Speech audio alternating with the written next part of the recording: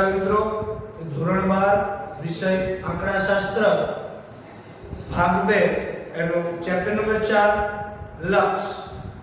તો લક્ષની અંદર લાસ્ટ સેશનની અંદર આપણે કોષ્ટકની મેથડ શીખેલા. આજે પણ આ સેશનમાં પણ આપણે એ જ મેથડ શીખવાની છે, પરંતુ ફેર એટલો છે કે અત્યાર સુધી આપણે જે દાખલા શીખ્યા છે એની અંદર તમને જે લિમિટ આપતા હતા એ લિમિટ ધન સંખ્યા હતી.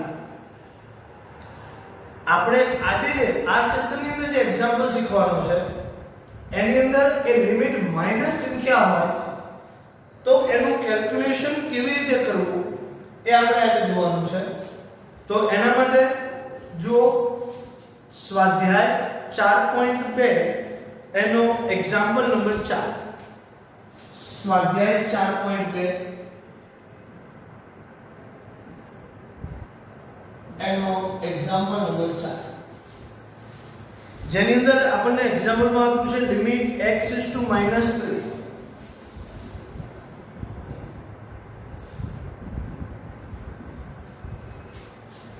લિમિટ x = -3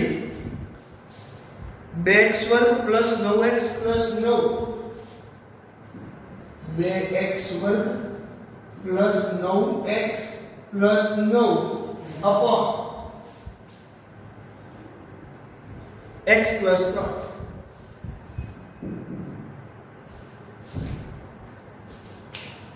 હવે અહીંયા આપણને ડાયરેક્ટ કિંમત આપેલી નથી, તો સૌથી પહેલા આપણે આના અવયવ પાડવા પડશે. જે અંશ છે તો છેદના કોઈ અવયવ પડતા નથી, પરંતુ અંશના અવયવ પડે છે.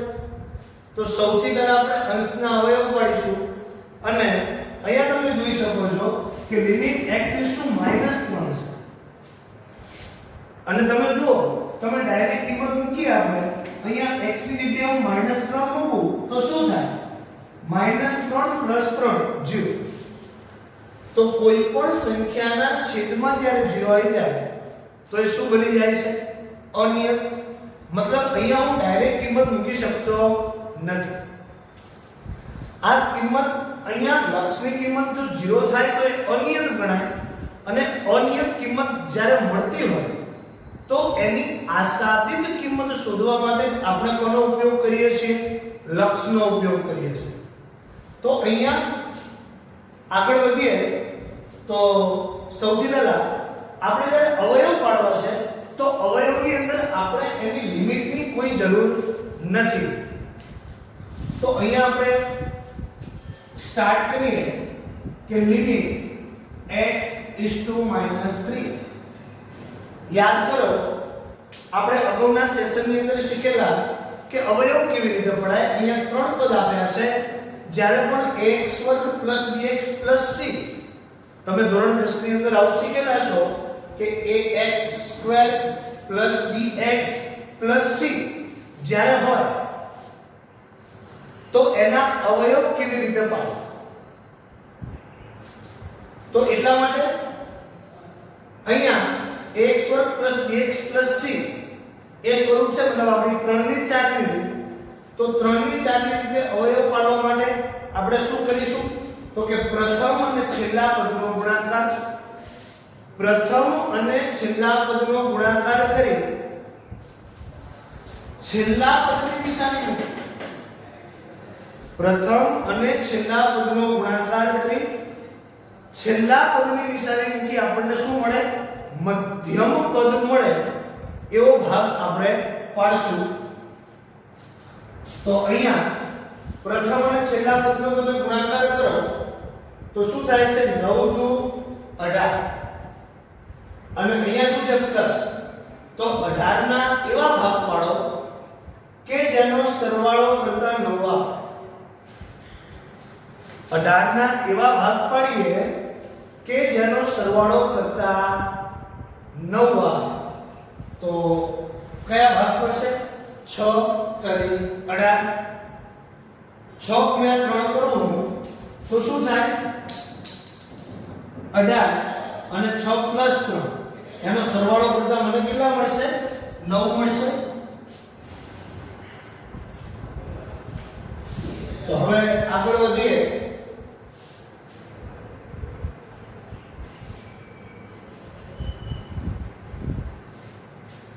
टू एक्स वर्ग प्लस 9x प्लस 9 છે તો 9 દુ 18 18 ના એવા ભાગ પાડો સરવાળો કરતા 9 આવે તો આપણે ભાગ પાડ્યા 6 ગુણ્યા 3 તો એને લખીએ 2x વર્ગ plus 6x plus 3x plus 9 upon x plus 3.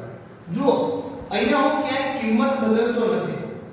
આંકડા શાસ્ત્રની અંદર કે મેથ્સ ની અંદર આપણે કોઈ કિંમત બદલી શકતા નથી. હા, આપણે એનું સ્વરૂપ બદલી શકીએ છીએ. જોઈએ અહીંયા મેં શું રાખ્યું 2x વર્ગ ના 2x પ્લસ ના પ્લસ. હવે અહીંયા 6x 3x કેટલા થાય તો કે 9x તો આ 9x પ્લસ ના પ્લસ 9 ના 9 અપોન x પ્લસ 3. બસ મેં ખાલી જે 3 પદ આપ્યા હતા એનું શું કરી દીધું 4 પદમાં રૂપાંતર. તો બરાબર લિમિટ x -3 બે માંથી કોમન કાઢીએ કોમન નીકળશે 2x તો વધે શું અહીંથી ખાલી x અને અહીંયા 3 પ્લસ આ બંનેમાંથી કોમન નીકળશે ખાલી 3 તો વધે શું તો કે x + 3 અપોન x + 3. ખાસ આની અંદરથી સામાન્ય કાઢો છો તમે જે કોમન કાઢો છો એ બહુ ધ્યાનથી આગળ is equal to limit x -3 જે બે કૌંસ સરખા છે એનો એક કૌંસ બનાવીએ મતલબ x + 3 અને 2x + 3 અપોન x + 3.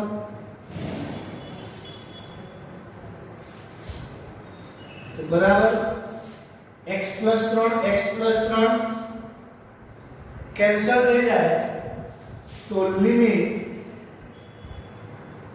x -3 શું વધશે 2x + 3. અહીંયા આપણે એનો જવાબ તો નક્કી કરી શકીએ છીએ પણ જવાબ ડાયરેક્ટ લખી શકતા નથી. અહીંયા આપણે જવાબ નક્કી થઈ જાય અહીંથી જ કે ભાઈ મારા દાખલાનો જવાબ શું આવશે તો અહીંયા તમે x ની જગ્યાએ -3 મૂકો તો 2 * -3 એટલે -6 -6 + 3 મતલબ જવાબ આવશે -3. તો આ દાખલાનો જવાબ શું થશે -3. પણ હું ડાયરેક્ટ લખી શકતો નથી એનું કારણ છે કે મારે એને દર્શાવવાનું છે કઈ પદ્ધતિથી કોષ્ટકની રીતે. તો હવે એના માટે કોષ્ટક બનાવીએ. મિત્રો જ્યારે પણ તમને લિમિટ માઈનસમાં આપી હશે ત્યારે કોષ્ટકની અંદર થોડો ચેન્જ આવશે. એ ચેન્જ શું છે બસ એ જ વસ્તુ તમારે અહીંયા શીખવાની છે.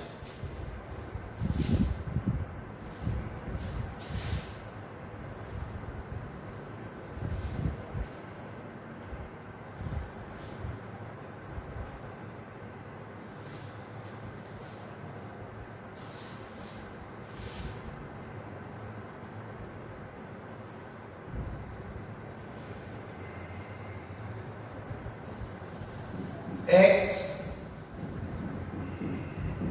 f of x बराबर 2x + 3 x f of x बराबर 2x + 3. હવે અહીંયા આપણે શીખ્યા છીએ નિયમ આપણો એક છે કે આ બાજુ આપણે શું કરવાનું છે તો કે મારી જે લિમિટ આપી છે એમાંથી પોઈન્ટ 1 બાદ કરવાનો અને અહીંયા જે લિમિટ આપી છે એમાં મારે પોઈન્ટ 1 પ્લસ જો પણ જે પ્લસ હતી લિમિટ એના કરતા અહીંયા ચેન્જ આવશે. કારણ ચલો અહીંયા મારી લિમિટ કઈ છે -3 તો -3 માંથી હું -0.1 બાદ કરું -3 -0.8 is equal to minus minus શું થશે પ્લસ થઈ જશે પણ નિશાની કઈ રહેશે તો મતલબ આ બાજુ શું આવશે -3 જે વસ્તુ અહીંયા તમારી આ બાજુ જે આવે છે એ પ્લસ હતી જ્યારે લિમિટ ત્યારે અહીંયા હતી તો બસ જે વસ્તુ તમે ગોખેલી હોય કદાચ તો આટલી વસ્તુ થોડી ચેન્જ કરવાની થશે કે જ્યારે પણ પ્લસ માઈનસ આવે છે ત્યારે આ x ની કિંમત મૂકવામાં થોડું ધ્યાન રાખજો નહીંતર તમારો આખો દાખલો ખોટો પડી શકે તો આપણે જોઈએ અહીંયા -3 -0.1 એટલે -3.1 થશે અને આ બાજુ ઉમેરવાના છે તો -3 +0.1 કરો તો જવાબ આવશે -2.9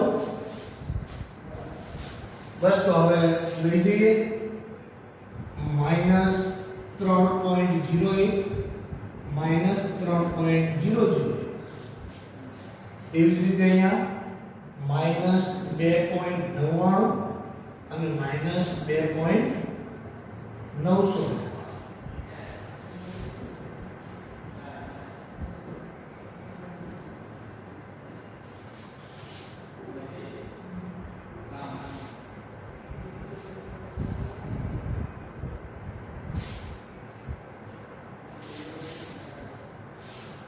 હવે આપણે કિંમત મૂકીએ x ની કિંમત આપણા વિધેયની અંદર આપણે મૂકતા જઈએ તો 2 ગુણ્યા -3.1 + 3 બરાબર 2 -3.01 + 3 બરાબર 2 ગુણ્યા -3.001 + 3 બરાબર એવી જ રીતે આ બાજુ 2 ગુણ્યા -2.9 + 3 બરાબર 2 ગુણ્યા -2.99 + 3 બરાબર 2 ગુણ્યા -2.99 સોરી 2.999 + 3 બરાબર હવે કેલ્ક્યુલેટરની અંદર આ દરેકનું આપણે કેલ્ક્યુલેશન કરીએ તો જુઓ -3.1 ગુણ્યા 2 -3.1 ગુણ્યા 2 એનો જે જવાબ આવે એની અંદર તમે +3 કરો તો તમને જવાબ મળશે -3.2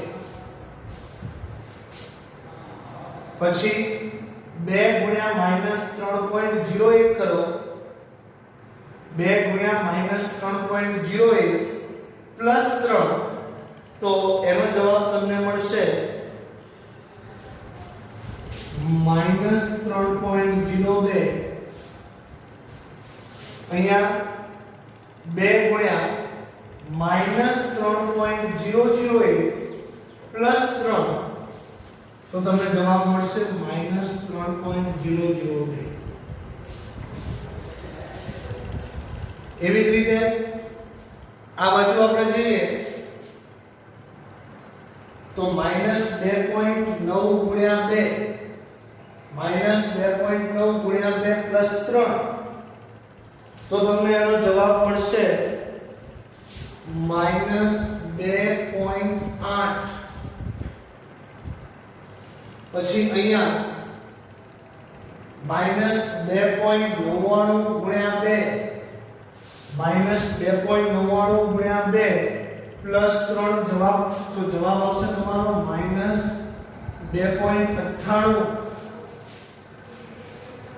અને અહીંયા -2.999 ગુણ્યા 2 પ્લસ 3 તો તમારો જવાબ આવશે -2.998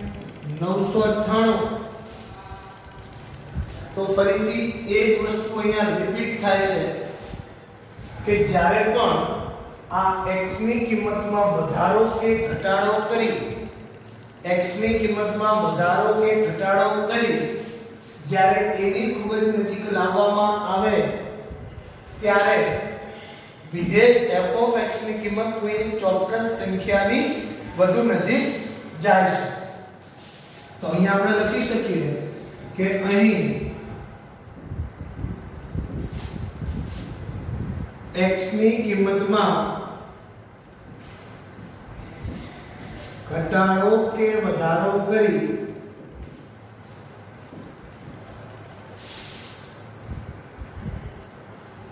-3 ની વધુ નજીક લાવવામાં આવે ત્યારે વિધેય f of x ની કિંમત -3 ની નજીક જાય છે. માટે આપણને જે રકમ આપી છે limit x is to -3 2x1 plus 9x plus 9 upon x plus 3 is equal to -3.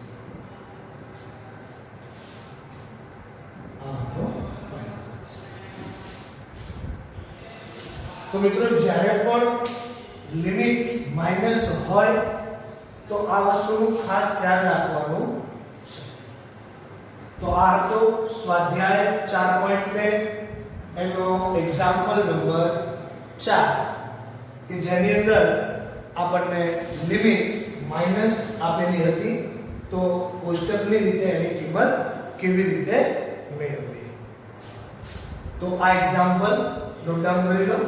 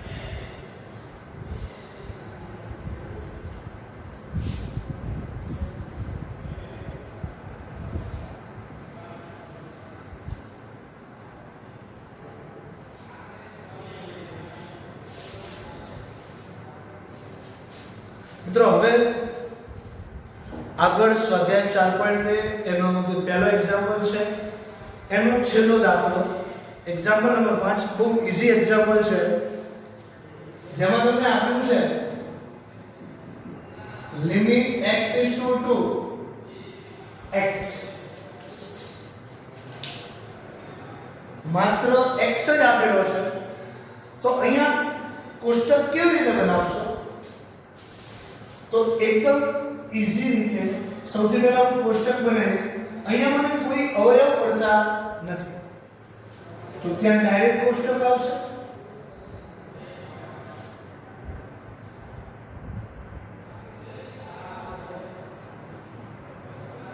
x f of x is equal to x f of x is equal to x.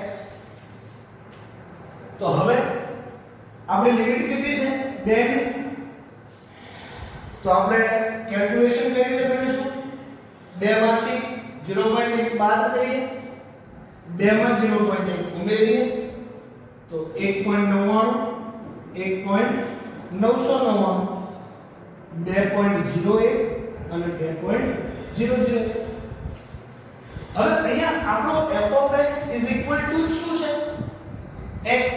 તો 1.9 1.99 1.999 અહીંયા 2.1 2.01 અને 2.001.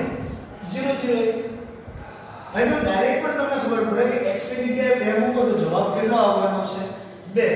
તો આપણે અહીં લખીએ કે અહીં x ની કિંમતમાં ઘટાડો કે વધારો કરી